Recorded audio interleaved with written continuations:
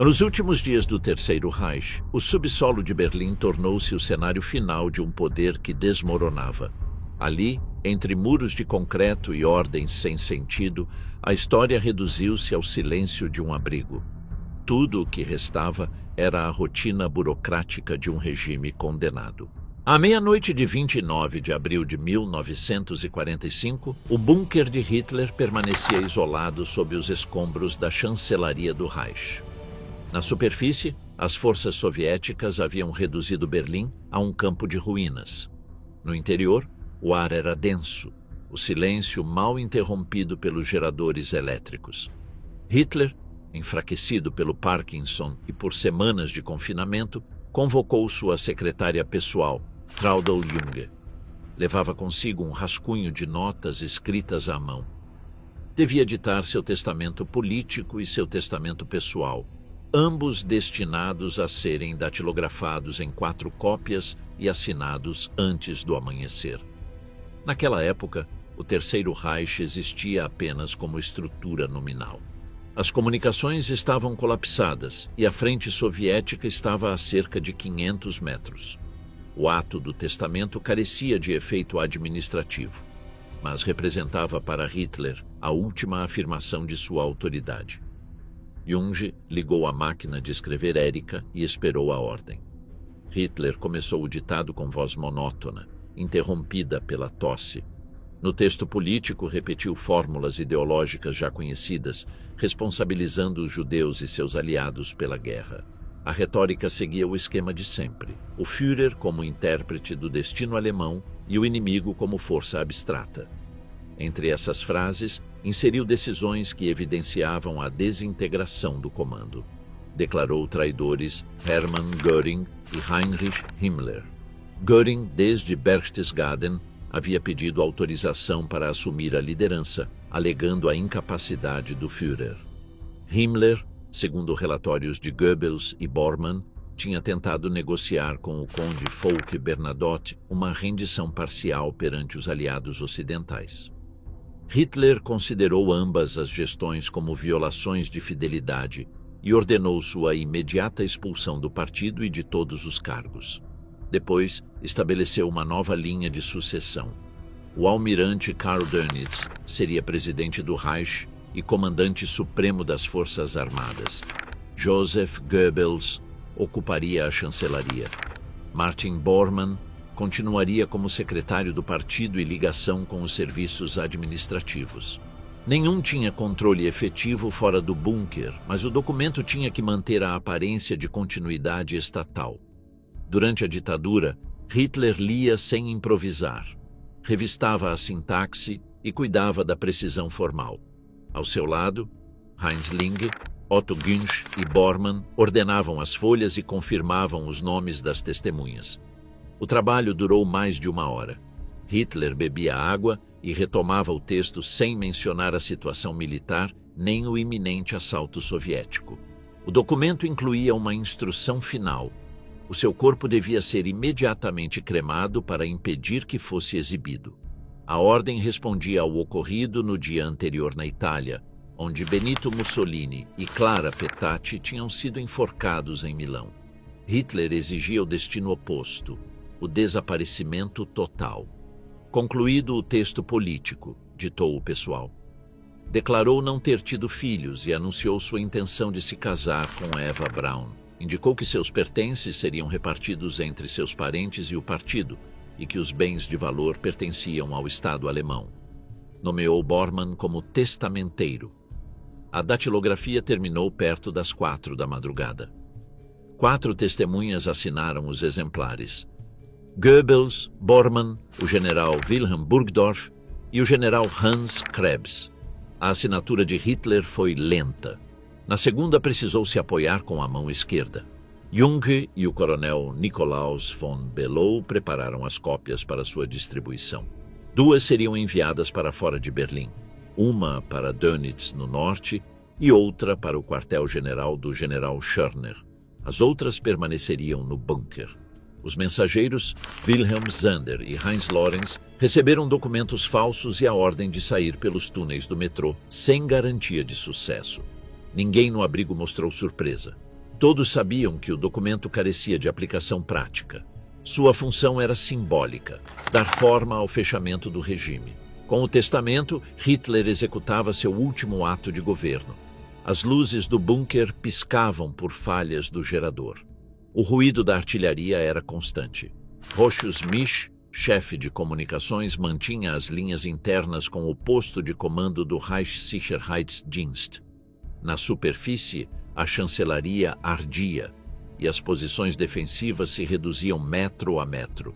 O testamento estabelecia a hierarquia definitiva dentro do abrigo. Goebbels, designado chanceler, assumia o posto mais alto. Bormann controlava os documentos e a disciplina do pessoal. Os oficiais militares mantinham o protocolo sem tarefas operacionais. Terminadas as assinaturas, Hitler ordenou que os envelopes fossem lacrados e arquivados. Bormann registrou a hora e guardou os originais em sua pasta. Segundo os testemunhos de Jung, após o ditado, Hitler mostrou calma. Caminhou lentamente para o seu quarto acompanhado por Eva Braun. Não manifestou emoções visíveis. Sua atitude parecia a de um chefe que concluía um procedimento administrativo. As últimas ordens daquela madrugada foram manter a resistência e executar os desertores. O major Johannes Henschel manteve o fornecimento elétrico para permitir as transmissões. Às 5 da manhã, Jung organizou as páginas e redigiu uma ata adicional com a hora e os nomes das testemunhas. O conjunto totalizava 16 folhas. Na superfície, os tanques soviéticos alcançavam a Potsdamer Platz. As comunicações eram intermitentes e os relatórios contraditórios. No bunker, ninguém esperava mais reforços. Às 6, Günsche informou que tudo estava concluído. Hitler pediu café, revisou os envelopes e entregou um a Bormann e outro a Goebbels. Os outros foram atribuídos aos mensageiros. Quando as testemunhas se retiraram, permaneceram apenas Hitler, Eva Braun, Jung e Ling. Hitler agradeceu o trabalho à secretária e aconselhou-a a partir se surgisse a oportunidade. Ela respondeu que esperaria instruções. Nos corredores comentava-se em voz baixa o conteúdo do testamento. Alguns deduziram que o suicídio era iminente. Outros acreditaram em uma possível evacuação para o sul. Ninguém tinha informações confirmadas. A estrutura do regime mantinha-se por inércia. O testamento, datado com precisão, continha uma justificativa do nacionalsocialismo, uma acusação final contra os judeus e um agradecimento aos seguidores leais. Concluía com a afirmação de que ele e sua esposa morreriam antes de se renderem. O texto pessoal reiterava essa decisão e descrevia a distribuição de seus bens. O processo durou umas 5 horas. Ao amanhecer, a luz filtrava-se pelas grelhas superiores. As explosões eram contínuas. Em Flensburg, Dönitz receberia a notícia no dia seguinte, quando os mensageiros conseguissem escapar. No bunker, o pessoal retirava as chávenas de café e arrumava os papéis. Jung guardou as fitas usadas. Bormann revisou os códigos. Hitler voltou para o seu quarto e pediu para ficar sozinho. Goebbels permaneceu em silêncio, lendo uma cópia do testamento. Às 7 da manhã, o rádio interno transmitiu a notícia da morte de Mussolini. Hitler reiterou a ordem a Günsche. Seu corpo devia ser queimado para não ser reconhecido. Essa instrução foi confirmada depois por vários testemunhos. Minutos depois de assinar seu testamento político e pessoal, na madrugada de 29 de abril de 1945, Hitler ordenou a Martin Bormann convocar o magistrado Walter Wagner. Este funcionário, membro do Partido Nacional Socialista e empregado da administração municipal de Berlim, deveria cumprir uma tarefa que, no contexto do colapso total, carecia de sentido prático, mas mantinha a aparência de legalidade: oficiar o casamento civil entre Adolf Hitler e Eva Braun. A mensagem foi transmitida pelos corredores do bunker enquanto o pessoal retirava as cópias datilografadas do testamento. O ar estava pesado, carregado de fumaça do gerador e do cheiro de papel queimado. O pessoal técnico trabalhava de forma intermitente para manter o abastecimento elétrico. Apesar do bombardeio constante, foi decidido que a cerimônia seria realizada naquela mesma madrugada, com as testemunhas mínimas exigidas pela lei alemã vigente desde 1938. Às 4 da manhã, Wagner chegou acompanhado por Bormann. O espaço escolhido foi o corredor que unia o escritório principal à sala de conferências, um corredor estreito de paredes rachadas e carpete desgastado, iluminado por lâmpadas suspensas do teto. Eva Braun aguardava em um quarto adjacente. Vestia um traje escuro, o cabelo cuidadosamente preso. Ela havia permanecido no bunker desde janeiro, afastada dos assuntos políticos. Sua presença era constante, mas silenciosa. Nas últimas horas, tinha recebido de Hitler uma caixa com cápsulas de cianeto. As testemunhas foram Joseph Goebbels e sua esposa, Magda, junto com Martin Bormann. Goebbels vestia o uniforme preto do partido, agora com o posto de chanceler designado no testamento recém-assinado. Magda Goebbels, doente e exausta, aceitou o papel sem palavras. O pessoal de serviço, as secretárias e os oficiais permaneceram fora, à exceção de Heinz Linde, assistente pessoal de Hitler. O procedimento seguiu o protocolo civil. Wagner formulou a pergunta de consentimento. Hitler respondeu com voz baixa, quase inaudível. Eva Braun respondeu afirmativamente. O magistrado declarou consumado o casamento. Não houve troca de votos nem cerimônia religiosa.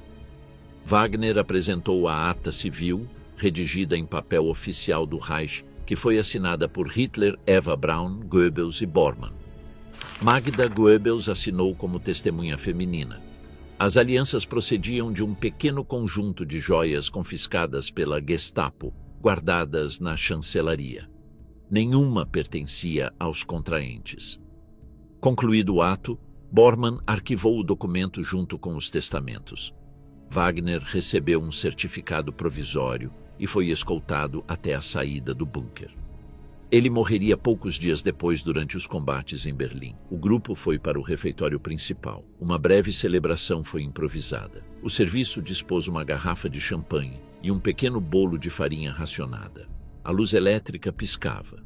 Goebbels pronunciou algumas palavras descrevendo o Führer como símbolo de resistência alemã. Ninguém respondeu. Não houve música nem discurso. No ambiente misturavam-se o cansaço e a rotina. Traudl Junge, presente como secretária, registrou depois que Hitler se mostrava distante, mais atento aos relatórios da frente do que à cerimônia recém-concluída. Eva Braun mantinha um gesto sereno. Conversava com Magda Goebbels sobre assuntos domésticos. A cena se desenrolava em um silêncio contido, com o retumbar da artilharia ao fundo. Durante o breve encontro, Bormann recebeu mensagens do exterior. Os relatórios confirmavam que as unidades soviéticas haviam cortado as últimas vias de escape para o oeste. O cerco era completo. Mencionavam-se combates na Wilhelmstrasse, a poucos metros do abrigo. Bormann reteve a informação para não interromper o protocolo. Apenas após o brinde, informou a Goebbels que a linha exterior havia colapsado. Hitler permanecia sentado com um copo na mão que não chegou a esvaziar. Os presentes fingiam normalidade. O ruído constante dos ventiladores e o tremor das paredes acompanhavam a cena. A celebração durou menos de 20 minutos. Nenhum oficial ou autoridade externa foi notificado. Concluído o encontro, Hitler retirou-se para seu escritório acompanhado por Eva Braun. Goebbels o seguiu alguns passos antes de voltar ao seu escritório. Magda permaneceu sentada por vários minutos. Bormann ordenou retirar as taças e limpar a mesa. O pessoal obedeceu sem falar. No quarto ao lado, Hitler pediu a Linde que chamasse o médico, o Dr. Ludwig Stumpfegger, para verificar a eficácia das cápsulas de cianeto. O pedido, efetuado 1 hora após o casamento, indicava que as decisões sobre o suicídio já estavam estabelecidas. No escritório do general Hans Krebs, analisavam-se as últimas mensagens de rádio do marechal Wilhelm Keitel que confirmavam a rendição de várias divisões no norte. Às 5h30 da manhã, Hitler apareceu no corredor principal e ordenou que o casamento não fosse mencionado nas comunicações externas. disse que não deveria ser interpretado como sinal de fraqueza. Bormann registrou a frase em seu caderno. Nenhuma mensagem transmitida às unidades defensoras incluiu referência ao evento. Eva Braun, já esposa do Führer, passou o resto do dia no seu quarto. Não interveio nas reuniões nem em decisões políticas. Segundo as secretárias Jung e Gerda Christian, permanecia fumando ou escrevendo cartas pessoais que nunca saíram do bunker. Nenhuma se conserva. A certidão de casamento foi confirmada após a guerra pelos arquivos do Tribunal de Berlim e pelos testemunhos dos presentes. O documento reproduzia o formato civil padrão: data, lugar, nomes, profissão, religião e assinaturas, sem menções políticas nem pessoais. Estava datado às 4 da manhã do dia 29 de abril de 1945. No contexto do desabamento, a cerimônia representou um ato administrativo sem relevância externa. Funcionou como encerramento formal da vida privada de Hitler, antes do suicídio previsto. O protocolo foi aplicado com precisão burocrática, em contraste com a destruição geral da superfície. As testemunhas descreveram Hitler como fisicamente exausto, com movimentos lentos e a mão trêmula. Durante a assinatura do registro, precisou de apoio para segurar a caneta. Eva Braun assinou com traço firme e sem hesitação. As diferenças físicas entre ambos eram evidentes, mas ninguém comentou nada. Depois do brinde, foram servidos cigarros e doces armazenados desde meses antes. Goebbels, com tom solene, propôs um brinde ao Führer e à nova Alemanha. Ninguém respondeu. O barulho dos canhões continuava na superfície. O encontro terminou em silêncio. Bormann voltou ao centro de comunicações. Goebbels voltou ao seu escritório para ditar à sua secretária Hildegard sua última proclama ao povo alemão. Magda acompanhou Eva Braun até seu quarto e entregou-lhe uma caixa com fotografias familiares. Esse gesto, registrado por Jung, foi o último contato significativo entre ambas. Durante a tarde, a notícia do casamento se espalhou entre alguns membros das SS na chancelaria. Nenhum mostrou surpresa. O ato foi compreendido como uma formalidade antes do final. Longe de simbolizar continuidade, representava o encerramento. Hitler permaneceu o resto do dia recluso com Eva Braun no seu quarto. Linge levou uma refeição leve e bebidas. Não foram registradas conversas relevantes. À meia-noite, o Führer se reuniu novamente com Goebbels e Bormann para revisar os relatórios militares. Os relatórios confirmavam o avanço soviético até o coração da cidade e a impossibilidade de comunicação com qualquer comando operativo. O casamento de Hitler e Eva Braun se tornou um dos últimos procedimentos legais do Terceiro Reich. Foi registrado e arquivado com a mesma precisão que um documento de rotina, em um ambiente onde toda a estrutura política e militar se dissolvia. O casamento não alterou a dinâmica do bunker, nem ofereceu alívio moral aos seus ocupantes. Tratou-se de uma formalidade em meio ao colapso absoluto, um ato civil celebrado no subsolo, entre escombros e explosões, quando o Estado que o legitimava já não existia. Nas primeiras horas de 29 de abril de 1945, o bunker da chancelaria funcionava como um aparelho vazio. Os relógios marcavam a passagem do tempo, mas os fatos já não correspondiam a nenhuma estrutura militar. Na superfície, Berlim ardia sob o fogo de artilharia. No subsolo, as luzes continuavam acesas e o ar denso circulava com dificuldade através dos dutos do sistema de ventilação.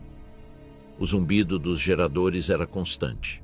Às 6 da manhã, os generais Wilhelm Burgdorf e Hans Krebs entraram no gabinete principal, trazendo os últimos relatórios da frente, mapas estendidos e marcados com linhas que já não representavam posições reais.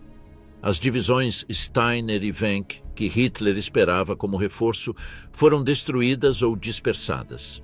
Krebs tentou explicar a situação utilizando a terminologia do Estado-Maior: retiradas, reorganização, resistência localizada.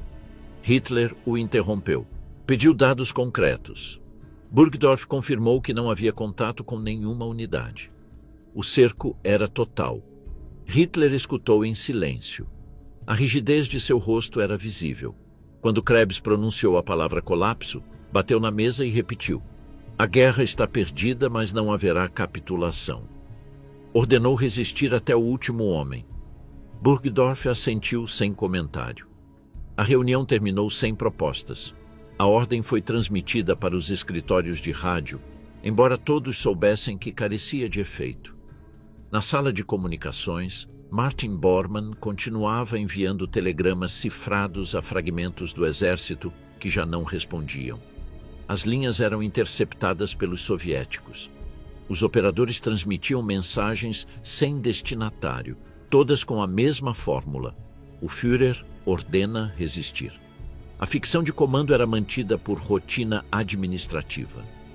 Durante a manhã, o bunker se encheu de movimento. Os corredores estreitos eram percorridos por mensageiros, oficiais sem destino e pessoal técnico. Os teletipos funcionavam de maneira intermitente. Nos escritórios, o barulho do bombardeio fazia tremer as lâmpadas. Ninguém falava de rendição. Joseph Goebbels, recentemente designado chanceler, permaneceu junto a Hitler. Rejeitava qualquer possibilidade de fuga. Dizia que o dever do partido era morrer em Berlim. Seus assistentes enviavam mensagens de propaganda para as poucas emissoras que ainda transmitiam. As marchas militares continuavam soando sobre uma cidade destruída. Na área médica, os doutores Werner Hase e Ernst Günther Schenk substituíam o Dr. Morell, que havia abandonado Berlim dias antes. Distribuíam analgésicos, sedativos e estimulantes. Hitler continuava recebendo injeções regulares. Os registros posteriores confirmariam o uso combinado de metanfetamina e barbitúricos. Heinz Linge mantinha a rotina do Führer: café da manhã, leitura de relatórios, reuniões curtas. Nenhum desses atos tinha relevância operacional. Era um mecanismo de disciplina interna, uma forma de manter a aparência de autoridade. Ao meio-dia, os relatórios indicavam que as tropas soviéticas haviam cruzado o rio Spree e tomavam posições no Tiergarten. O marechal Zhukov avançava em direção à chancelaria. Hitler ordenou que as unidades das SS, que ainda resistiam no portão de Brandemburgo, defendessem a área até esgotar a munição. Na prática, não restavam unidades organizadas. Na sala de teletipos, os operadores recebiam mensagens de rendição. Alguns comandantes informavam que seus homens estavam mortos ou dispersos. Assinavam com a fórmula final Heil Hitler. Bormann os arquivava sem transmiti-los. A realidade do colapso era conhecida, mas o discurso interno precisava ser mantido. Durante a tarde, o ambiente tornou-se mais instável. Alguns bebiam das reservas do refeitório, outros dormiam nos corredores. O som dos impactos era contínuo. As paredes vibravam. Os guardas da SS permaneciam armados, sem ordens precisas. Às 14 horas, Burgdorf propôs enviar uma delegação ao comando soviético para negociar uma saída civil. Hitler rejeitou. Disse que nenhum alemão deveria falar com o inimigo e que qualquer tentativa de contato seria traição. Krebs e Burgdorf compreenderam que não haveria negociação possível. Nos corredores, os rumores se multiplicavam. Falava-se de Himmler e Göring. Bormann confirmou que Göring tinha sido detido por ordem direta do Führer e que Himmler tinha sido denunciado por tentativa de rendição aos aliados. Ninguém tinha provas diretas. As notícias chegavam fragmentadas pelo rádio. Os datilógrafos continuavam a copiar ordens. Linge percorria o bunker para garantir que ninguém deixasse seu posto. Eva Braun permanecia reclusa. Os filhos de Goebbels brincavam numa sala lateral sem conhecer a situação. Às 16 horas, Bormann registrou a confirmação de que os soviéticos tinham tomado a estação Anhalter. O isolamento era completo. O bunker ficava sem saída possível. Hitler convocou novamente Krebs e Burgdorf. Sobre a mesa estavam estendidos mapas que já não representavam nada. Insistiu em movimentos de unidades inexistentes. Quando Krebs explicou que as comunicações estavam cortadas, Hitler repetiu que era preciso resistir. Ninguém discutiu.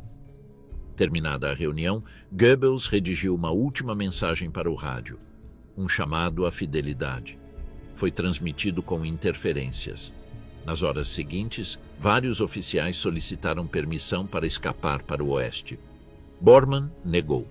Disse que qualquer tentativa seria considerada deserção. A autoridade se sustentava apenas pelo medo. Na área médica, Hasse e Schenck preparavam ataduras para os feridos que ainda chegavam da superfície. Os cadáveres se amontoavam nos corredores da chancelaria. O cheiro de gasolina e carne queimada se infiltrava pelos dutos. Tentava-se manter a higiene com desinfetantes. Às 18 horas, Linge informou que as reservas de comida bastavam para 2 dias. Hitler ordenou servir o jantar habitual. Comeu em silêncio junto a Eva Braun e Goebbels. Ninguém falou da frente. O bombardeio se intensificou. Nas pausas, ouviam-se os teletipos. As mensagens eram breves. Sem munição, unidade aniquilada, inimigo no edifício. Bormann continuava respondendo com a mesma frase. O Führer confia em vocês. Às 21 horas, um projétil atingiu a superfície da chancelaria, derrubando parte da entrada. O pessoal desceu aos níveis inferiores. Os médicos administraram sedativos às crianças Goebbels para que dormissem. Magda permaneceu junto a eles. Perto da meia-noite, Bormann interceptou uma mensagem britânica que confirmava a captura de Himmler. O relatório era fragmentário, mas suficiente para corroborar que ele havia tentado negociar com os aliados. Levou a notícia a Goebbels. Ambos decidiram comunicá-la a Hitler. Na madrugada de 30 de abril, entraram juntos no escritório. Goebbels leu a mensagem. Hitler ouviu em silêncio. Não houve surpresa. Apenas pronunciou uma palavra, traição, a mesma que havia utilizado em seu testamento. Aquela reação confirmava o que já havia deixado estabelecido por escrito. O círculo de poder havia se quebrado, e a traição, antecipada no documento, havia se consumado. Bormann anotou a hora. Hitler não deu novas ordens. Permaneceu de pé por alguns minutos olhando os mapas. Depois sentou-se e pediu que o deixassem sozinho. Goebbels e Bormann saíram sem falar. O restante do pessoal continuou sua rotina mecânica. Os geradores continuavam funcionando, os corredores permaneciam iluminados. Na superfície, os soviéticos avançavam em direção ao Reichstag. No subsolo, o comando havia desaparecido. Durante a madrugada, Gunsch e Linge prepararam a gasolina para a incineração do corpo, cumprindo as instruções do dia anterior. Em outra sala, as secretárias guardavam documentos em envelopes metálicos. Ninguém sabia se as ordens teriam valor fora do refúgio. Goebbels redigiu sua última nota pessoal. O Führer escolheu a morte em Berlim. Ele a deixou sobre a mesa do escritório. Magda dormia ao lado de seus filhos, sedada. Às 3 da manhã, as teleimpressoras pararam de funcionar. O operador do Reichssicherheitsdienst desconectou a linha principal. Bormann ordenou destruir os códigos cifrados. As pastas foram queimadas em fornos elétricos. A essa hora, a chancelaria superior estava em ruínas. No jardim, os restos dos projéteis abriam crateras. Os últimos defensores do perímetro combatiam corpo a corpo. Dentro do bunker, o silêncio voltou a se impor.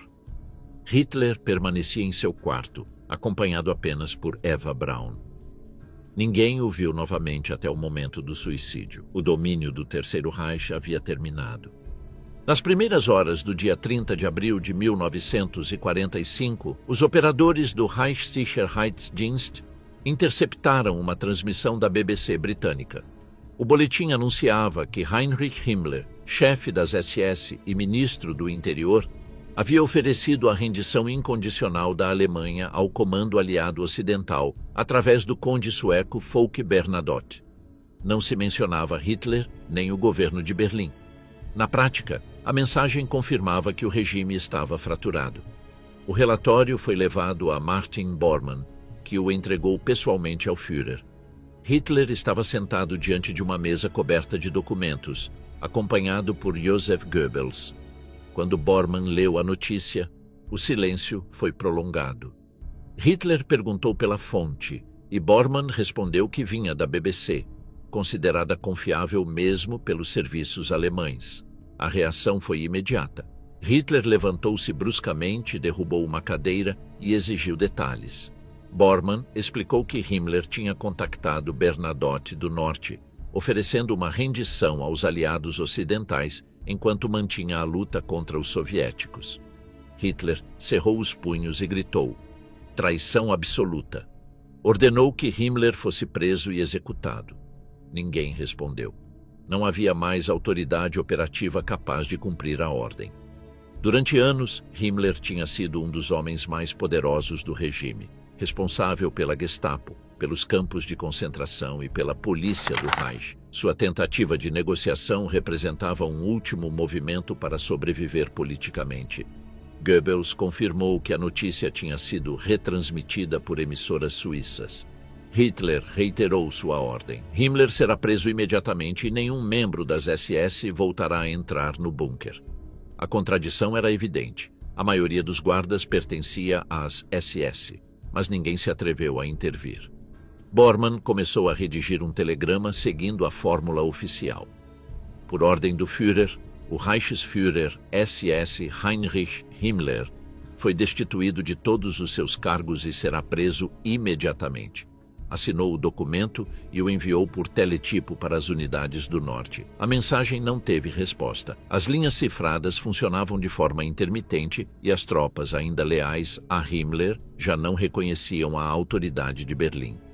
Apesar disso, Bormann continuou transmitindo ordens, mantendo a ilusão de controle administrativo. Ao mesmo tempo, chegaram relatórios de Berchtesgaden.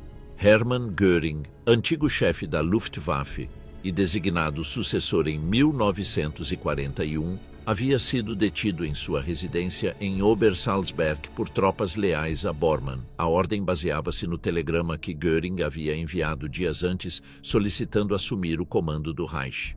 A captura de Göring e a deserção de Himmler confirmavam a desintegração total do círculo que havia sustentado o poder durante mais de uma década. A notícia da traição se espalhou rapidamente pelo abrigo. Os presentes ouviam os gritos vindos do escritório. Quando Bormann e Goebbels saíram, Hitler havia recuperado a calma forçada que caracterizava seus últimos dias. Seu rosto permanecia rígido, o olhar fixo, a voz monótona. Bormann reorganizou as comunicações.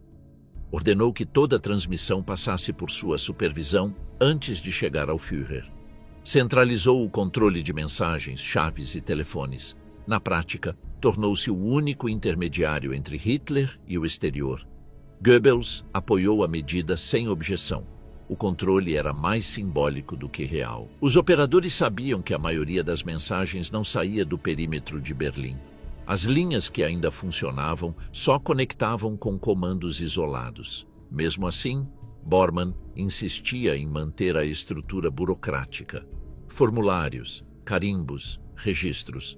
Era a continuação mecânica de um Estado extinto. Durante a manhã, Hitler permaneceu em seu quarto. Eva Braun o acompanhou brevemente e depois se retirou. Os ajudantes ouviram frases breves, sem conteúdo político. Não houve reuniões formais. Os documentos emitidos nesse dia limitaram-se a disposições logísticas sobre combustível, arquivos e distribuição de cápsulas de cianeto. No restante do bunker, o ambiente havia mudado. Os guardas e secretárias compreendiam que o fim era inevitável. Alguns começaram a beber as reservas de licor armazenadas desde antes do cerco. Nos corredores tocava música de gramofone. A disciplina se desvanecia, embora ninguém abandonasse o seu posto. Goebbels reuniu um grupo de funcionários. Proferiu um breve discurso no qual afirmou que a queda de Berlim seria um exemplo supremo de fidelidade ao Führer. Suas palavras foram recebidas sem resposta. Nos testemunhos posteriores, os presentes descreveram uma atmosfera de exaustão, sem entusiasmo nem convicção. Na cozinha, o pessoal servia porções reduzidas. Os médicos distribuíam sedativos àqueles que mostravam crises nervosas. Alguns dormiam com as armas carregadas. Outros passavam horas junto aos rádios tentando captar sinais externos. Bormann redigiu os últimos telegramas oficiais do Reich. Um, dirigido ao almirante Karl Dönitz, indicava que Hitler continuava em Berlim e que devia acatar suas ordens. Outro, destinado à Baviera, ordenava destruir arquivos do partido. Ambos foram enviados perto das 22 horas, sem confirmação de recepção. A noite caiu com um silêncio incomum. O bombardeio havia diminuído. O Exército Vermelho concentrava seu fogo no Reichstag. No bunker, o pessoal se deslocava lentamente. Alguns ouviam transmissões aliadas que anunciavam a iminente queda de Berlim. À meia-noite, Hitler saiu do seu quarto e pediu a presença de Goebbels e Bormann. Ele lhes comunicou sua decisão final. Morreria no bunker. Goebbels respondeu que ele e sua família fariam o mesmo. Bormann assentiu sem falar. Depois, Hitler deu instruções sobre os preparativos materiais. Devia assegurar-se combustível suficiente para incinerar o seu corpo e o de Eva Braun. Otto Günsche recebeu a tarefa. Os mecânicos da garagem superior encheram bidões com gasolina proveniente dos veículos que ainda restavam. Hitler também ordenou distribuir cápsulas de cianeto entre os membros do círculo interno. O Dr. Werner Haas verificou sua pureza e as guardou em pequenas caixas metálicas. Cada pessoa deveria conservar uma. Enquanto essas ordens eram executadas, o restante do pessoal procurava se distrair. Em uma sala lateral, um grupo de secretárias e oficiais ouvia gravações musicais e compartilhava álcool. Alguns falavam em escapar pelos túneis, mas ninguém tinha um plano. Os rumores sobre a proximidade das tropas soviéticas eram constantes. Nas primeiras horas da madrugada, os operadores de comunicações informaram que o Marechal Zhukov tinha rejeitado qualquer negociação e que a ofensiva final contra a chancelaria começaria em poucas horas. A resposta de Hitler foi lacônica: não haverá contato com o inimigo. O círculo de poder que havia dominado o Reich reduzia-se a um pequeno grupo de homens no subsolo. Göring estava prisioneiro. Himmler era traidor.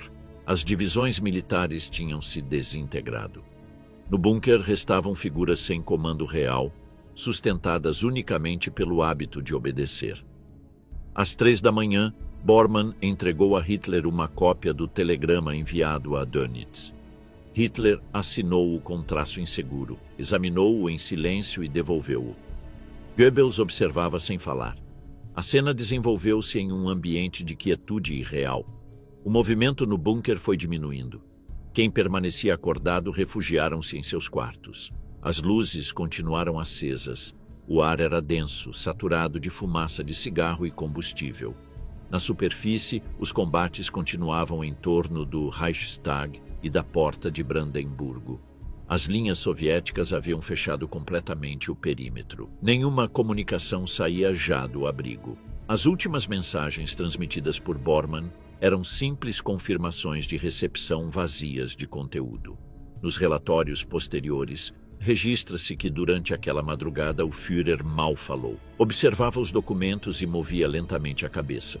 Os presentes interpretavam seu silêncio como aceitação do inevitável. Ao amanhecer, a hierarquia nazista estava dissolvida. Bormann controlava as transmissões. Goebbels preparava sua proclamação final e Hitler permanecia recluso, cercado por um sistema administrativo que já não se relacionava com o mundo exterior. O 30 de abril de 1945 começou sem amanhecer visível. No interior do bunker não existia referência natural do tempo. Apenas os relógios marcavam a continuidade das horas. Às 6 da manhã, Adolf Hitler pediu a Heinz Linge que o informasse sobre a situação exterior. O assistente respondeu que as tropas soviéticas já estavam dentro do complexo da chancelaria e que o fogo havia diminuído momentaneamente. Hitler assentiu, pediu seu casaco militar e solicitou falar com o Dr. Ludwig Stumpfegger. O médico chegou acompanhado de Werner Haas. Ambos sabiam que a consulta não era médica, mas técnica. Hitler desejava comprovar a eficácia do cianeto. Fazia dias que insistia que as cápsulas entregues por Himmler meses antes poderiam estar adulteradas. Ordenou que fosse realizado um teste imediato. O sujeito do ensaio seria seu pastor alemão, Blondy. Linge segurou o animal enquanto Stampfegger colocava a cápsula em sua boca e a quebrava. A morte foi instantânea. Blonde caiu no chão, teve convulsões breves e ficou imóvel. Hitler observou sem falar. Depois ordenou que o corpo fosse retirado e enterrado no jardim superior. O teste havia cumprido seu propósito, confirmar que o veneno funcionava. Às 7, Otto Gunche foi convocado. Hitler deu-lhe uma ordem direta. Deveria reunir gasolina suficiente para incinerar seu corpo e o de Eva Braun. Gunche sabia que o combustível era escasso, mas na garagem ainda restavam bidões em reserva. Anotou a quantidade necessária e partiu com 2 técnicos do serviço. Sob fogo inimigo, transportaram os bidões até a saída do Jardim da Chancelaria. O trajeto foi realizado entre ruínas, com escombros caindo sobre os túneis. Cumprida a tarefa, retornou ao escritório e confirmou a disponibilidade do combustível. Dentro do bunker, o protocolo continuava. Bormann e Goebbels mantinham-se no centro de comunicações. O primeiro redigia telegramas cifrados. O segundo preparava sua última proclama. Bormann enviou uma mensagem a Dönitz, informando que o Führer ainda estava em Berlim e que a guerra continuava. Nenhuma resposta chegou. Os operadores afirmaram que as linhas estavam interferidas.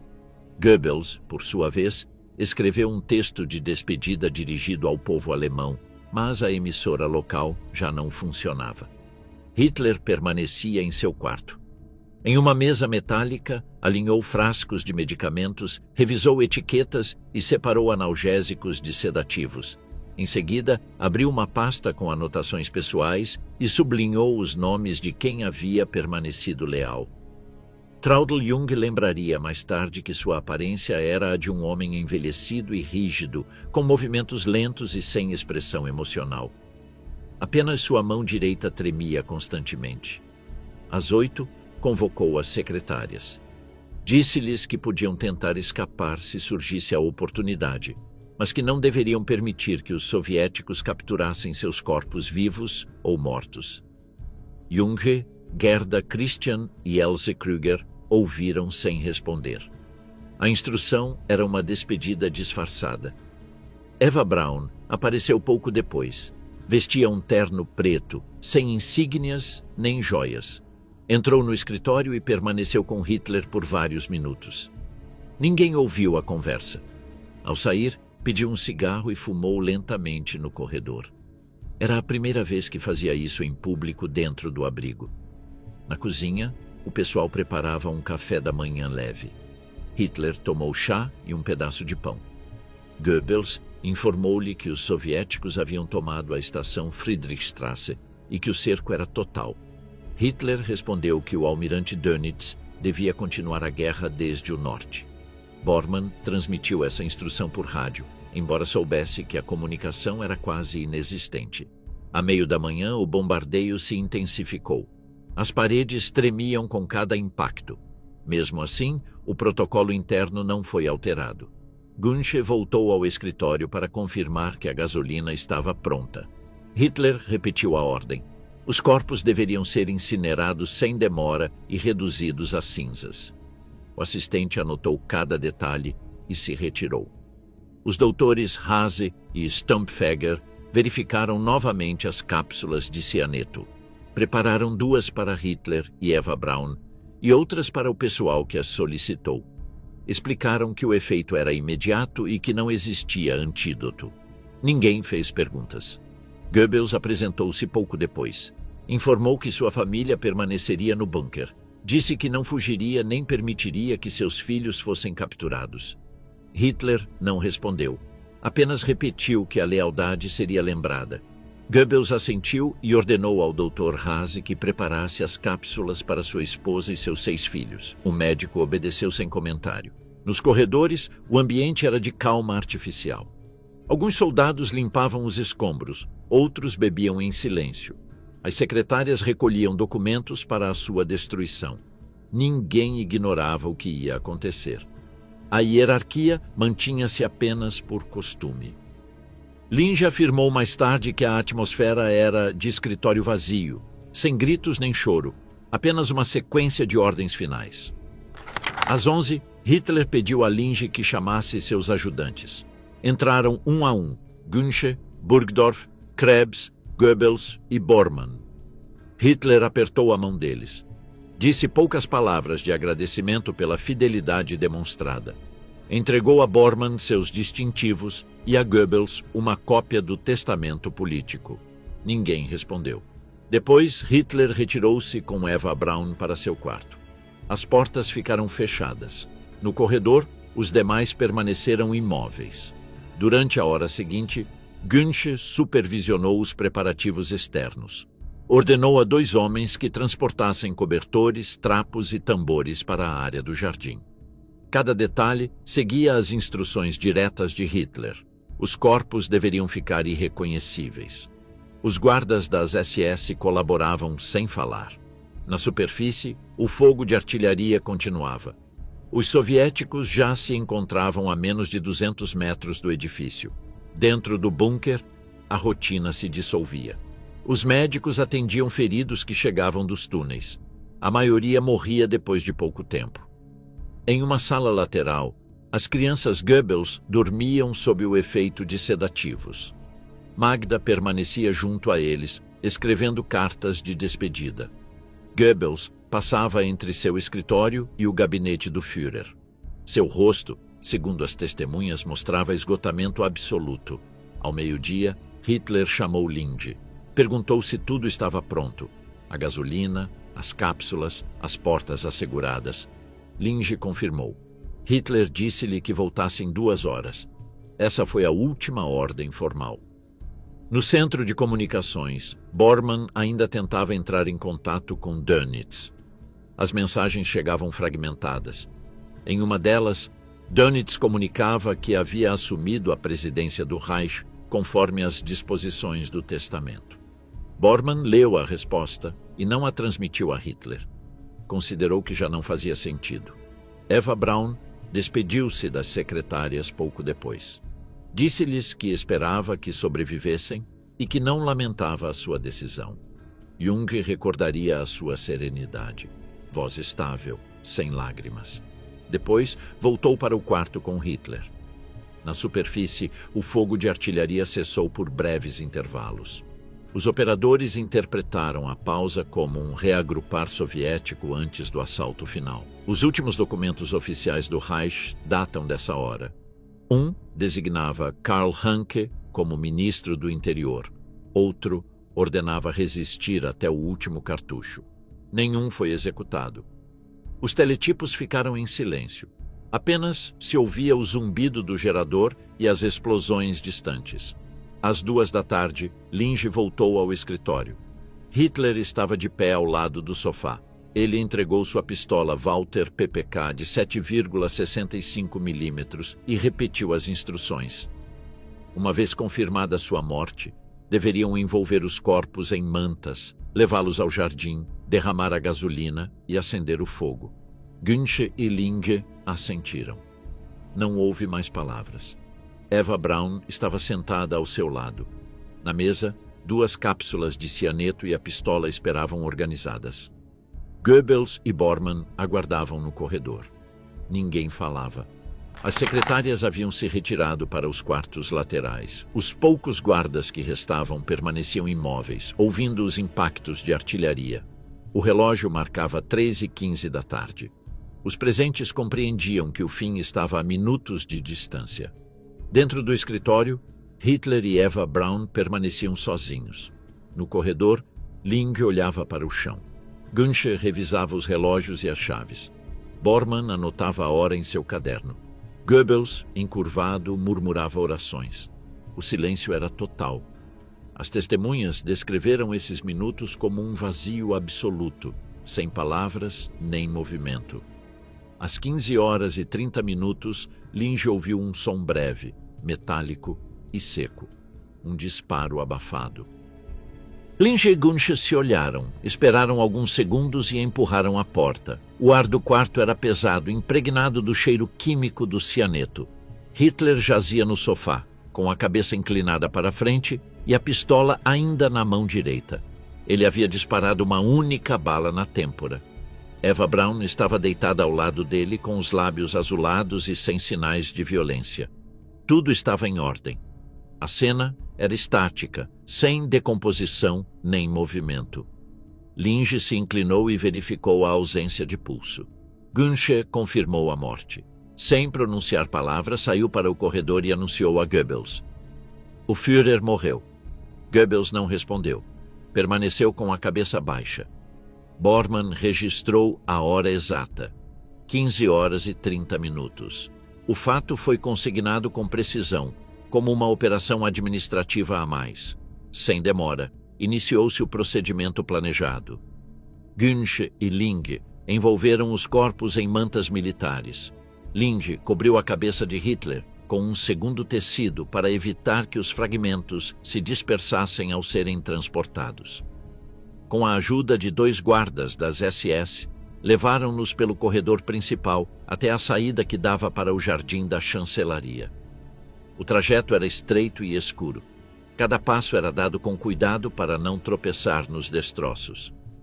Ao chegar ao portão exterior, os homens pararam. O fogo soviético era intenso. Os projéteis caíam perto. O chão vibrava. Colocaram os corpos sobre o cimento a alguns metros da escada. Os barris de gasolina estavam preparados desde a manhã. Günsche e Ling derramaram o combustível sobre os cobertores. A roupa se encharcou rapidamente. Bormann e Goebbels observaram desde a soleira. Nenhum falou. Goebbels acendeu um pedaço de papel com um fósforo e o lançou sobre os corpos.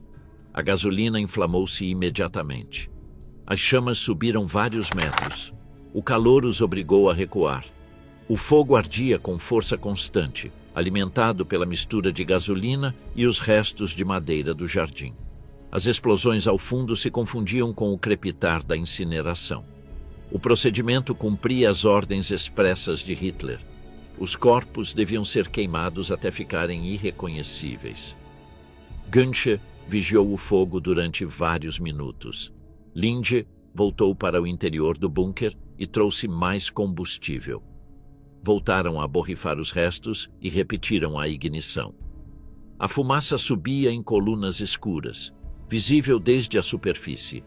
A menos de 100 metros, as tropas soviéticas do 79º Corpo de Fuzileiros observavam a fumaça desde o Tiergarten. No interior do refúgio, a notícia se espalhou em minutos. Goebbels reuniu o pessoal principal e pronunciou uma frase breve. "O Führer está morto." Cumpriu a sua decisão.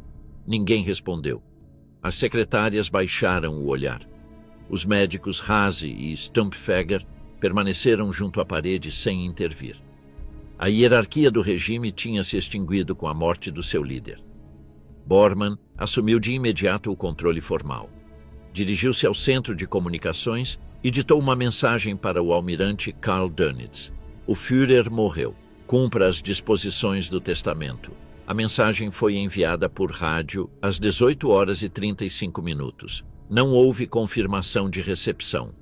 A essa altura, a cadeia de comando era um eco sem receptor. Na superfície, o fogo continuava ardendo. Günsche vigiava os corpos carbonizados enquanto os guardas cobriam a área com disparos isolados. O cheiro a gasolina e carne queimada espalhava-se pelas saídas de ar. Linge voltou com mais terra e escombros para cobrir os restos. Quando o fogo começou a diminuir, ambos os homens lançaram o último bidão de combustível e repetiram a ignição. A chuva de cinzas caía sobre os escombros do jardim.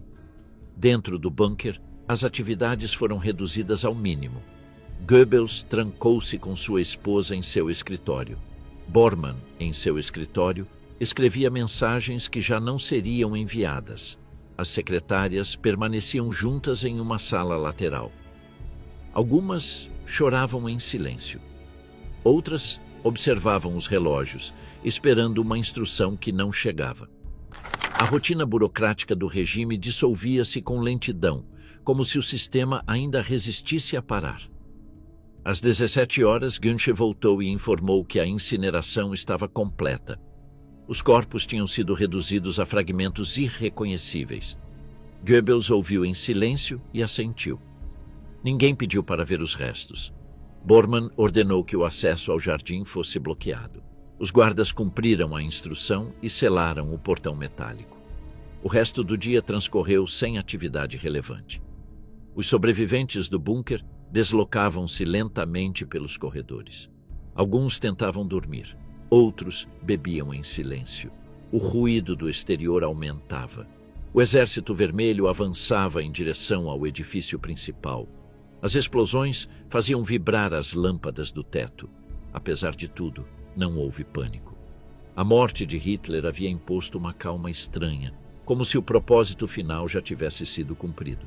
Nos testemunhos posteriores, Linde e Gunsche concordaram em descrever a atmosfera como imóvel. Não houve choro nem expressões de alívio, apenas o cumprimento literal de uma ordem. Naquela hora, Goebbels preparava o seu próprio fim. Tinha decidido não sobreviver ao seu líder. Magda, sua esposa, tinha solicitado ao Dr. Haas as cápsulas de cianeto destinadas aos seus filhos. Enquanto isso, Bormann redigia um relatório para Dönitz, detalhando as circunstâncias da morte. O texto, datilografado por uma secretária, concluía com uma frase: "O Führer morreu lutando até o último instante contra o bolchevismo." Era uma falsificação deliberada, destinada a manter a imagem heróica. O documento seria transmitido nessa mesma noite, embora a linha de comunicação tenha sido interrompida antes de ser completada. Fora do abrigo, o fogo havia se extinguido sob a chuva. Os corpos carbonizados ficaram cobertos por terra e cimento. Ao amanhecer seguinte, soldados soviéticos localizariam os restos. O serviço de contra-inteligência do Smersh ordenou sua recuperação e posterior identificação dental, confirmada semanas depois pelo dentista pessoal de Hitler, Käthe Häusermann. Dentro do bunker, o relógio marcava as 6 da tarde. O ar era irrespirável devido à fumaça que se filtrava desde os respiradouros. Bormann continuava a ditar mensagens. Os operadores teclam linhas sem destinatário. Goebbels se preparava para se reunir com sua família. Os médicos permaneciam à espera. O regime havia deixado de existir, mas sua estrutura ainda se movia por inércia, como um aparelho que não sabia parar. No corredor principal, Gunsche e Ling sentaram-se contra a parede, cobertos de fuligem. Ninguém falou. Lá fora, o crepitar do fogo tinha se transformado em um silêncio espesso. O cheiro persistente da combustão impregnava todo o bunker. Nesse ambiente fechado, os sobreviventes compreenderam que o centro do poder tinha se extinguido definitivamente. A fumaça continuava subindo pelas condutas. Nos quartos laterais, as secretárias guardavam os últimos documentos. Bormann escreveu a hora final em seu caderno. 15h30. O Führer está morto. Abaixo, acrescentou uma nota. Ordens cumpridas. O regime tinha chegado ao seu ponto terminal. Após a cremação dos corpos no jardim, o bunker permaneceu como uma estrutura vazia. O ar estava impregnado de fumaça e gasolina, e o ruído do exterior se reduzia a explosões distantes. A autoridade havia desaparecido, mas o aparelho administrativo continuava se movendo por inércia. Nos corredores ainda trabalhavam operadores de rádio, datilógrafas e guardas da SS. Nenhum sabia o que deveria fazer. Goebbels, trancado em seu escritório, agia como se o governo ainda existisse. Revisava documentos e dava ordens formais que já não tinham destinatário. Martin Bormann, que havia controlado as transmissões durante os dias anteriores, continuava no centro de comunicações, tentando sem sucesso contatar Flensburg. Os teletipos repetiam sinais vazios. Magda Goebbels visitou os seus filhos no quarto lateral onde dormiam. Levou-lhes comida e manteve a rotina habitual, sem mencionar a morte de Hitler. O silêncio entre os adultos era absoluto. Nos corredores, alguns homens bebiam em grupo. Outros, sentados junto às paredes, esperavam instruções que nunca chegariam. Ao amanhecer do 1º de maio, o general Hans Krebs solicitou permissão para estabelecer contato com o comando soviético. A ordem foi aceita. Saiu do bunker acompanhado por um intérprete sob bandeira branca. No posto avançado do Exército Vermelho, foi recebido pelo marechal Vassili Chuikov. Krebs propôs uma trégua limitada para evacuar civis e feridos. Chuikov respondeu que só se aceitaria a rendição incondicional. Não houve negociação possível. Krebs retornou ao bunker sem resultado. Quando informou a Goebbels, este afirmou que a rendição não era uma opção. Sua decisão era permanecer em Berlim e morrer lá. A frase foi registrada por Bormann em suas notas. Desde esse momento, a decomposição interna foi total. Os oficiais das SS discutiam planos de fuga para o oeste. Alguns tentavam abrir caminho pelos túneis do metrô. As secretárias se reuniam para decidir se permaneceriam no bunker ou se entregariam. Ninguém tinha um plano concreto. Bormann insistia em organizar uma saída antes que os soviéticos ocupassem completamente o distrito governamental. Falou com o piloto Hans Baur e com o Dr. Ludwig Stumpfegger. A ideia era abandonar o refúgio ao anoitecer e avançar entre os escombros do Tiergarten até alcançar a ponte de Weidendamme. Goebbels recusou participar. Declarou que seu dever era permanecer junto à sua família.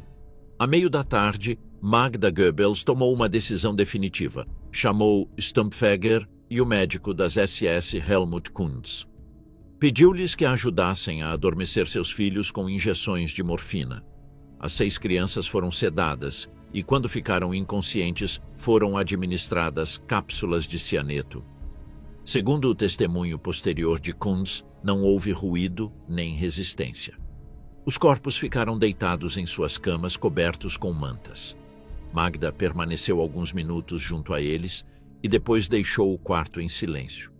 Goebbels passou as horas seguintes redigindo um breve documento. Era uma declaração política que atribuía à derrota alemã a fraqueza do povo e a superioridade material dos aliados. O texto nunca foi transmitido.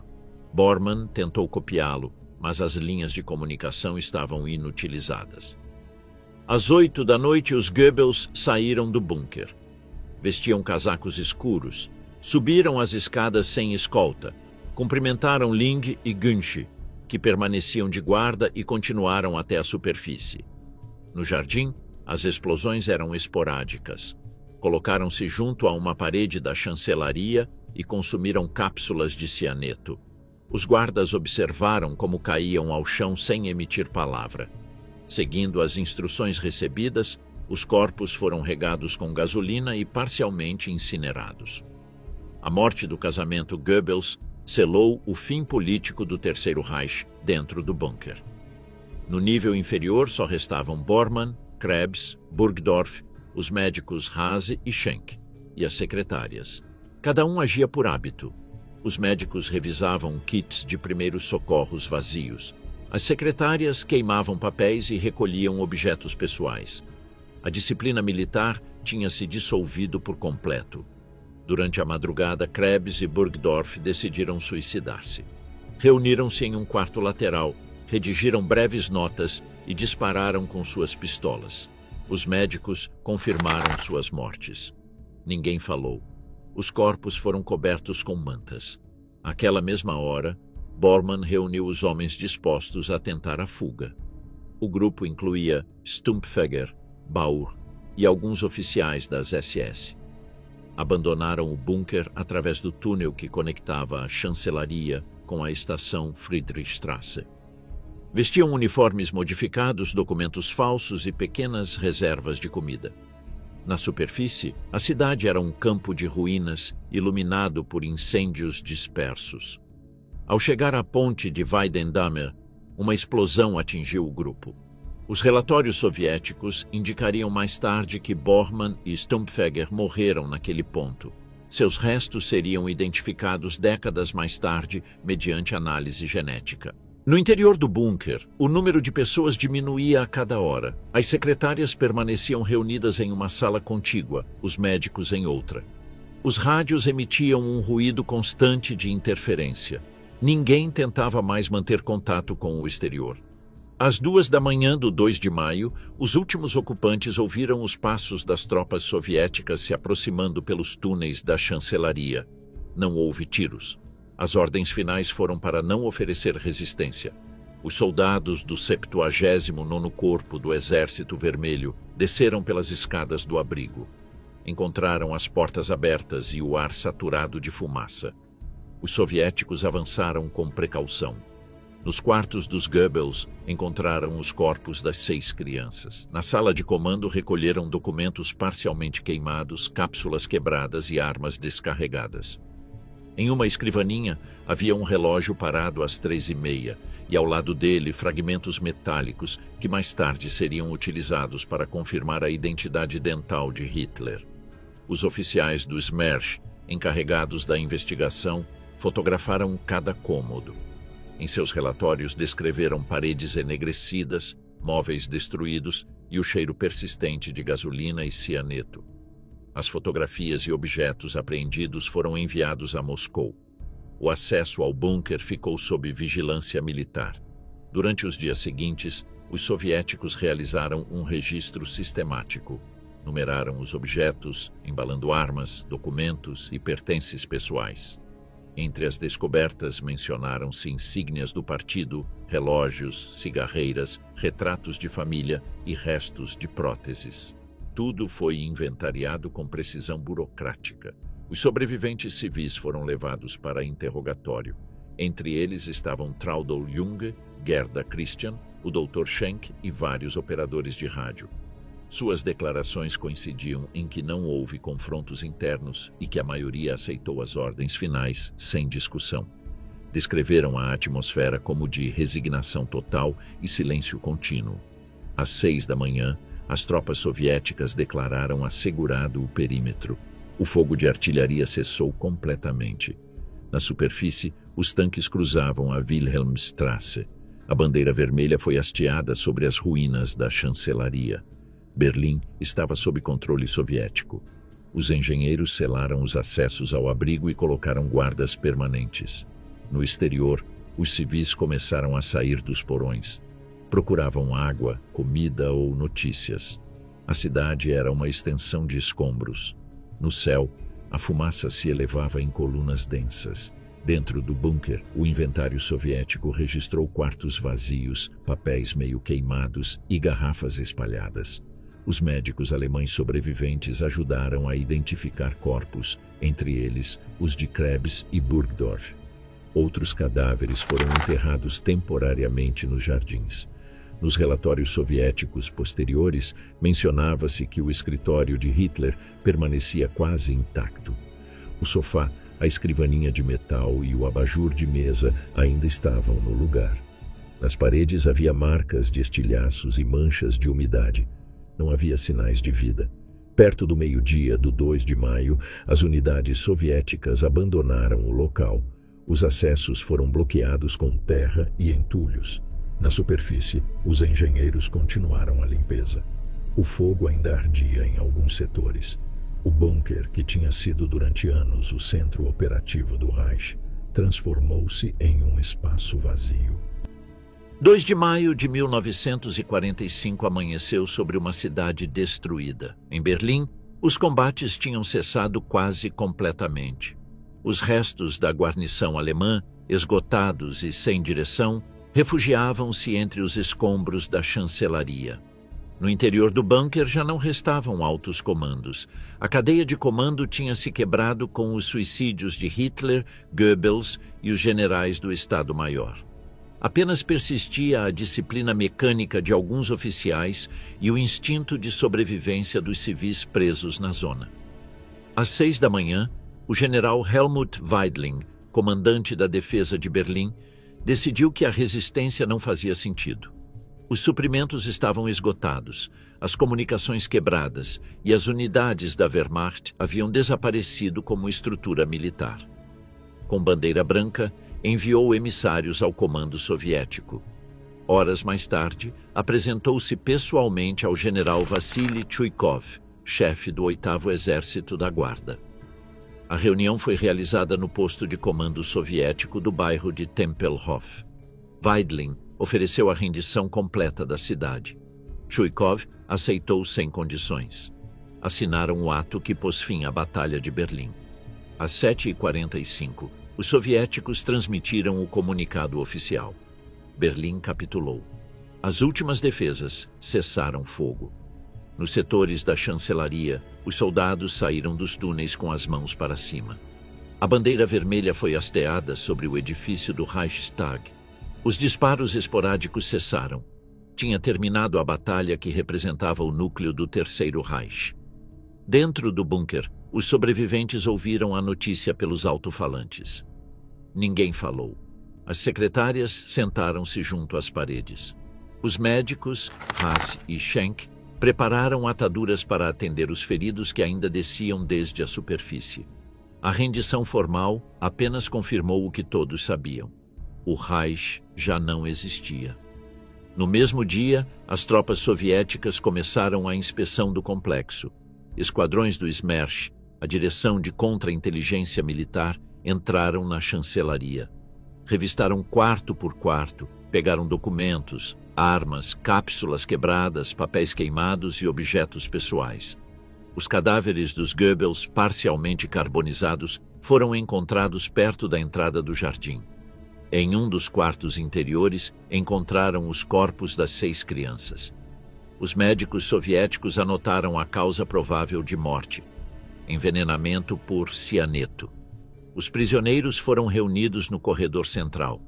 Entre eles estavam Traudl Junge, Gerda Christian, os doutores, vários operadores de rádio e assistentes de serviço. Nenhum deles opôs resistência. Foram transferidos para os centros de interrogatório para determinar os fatos finais.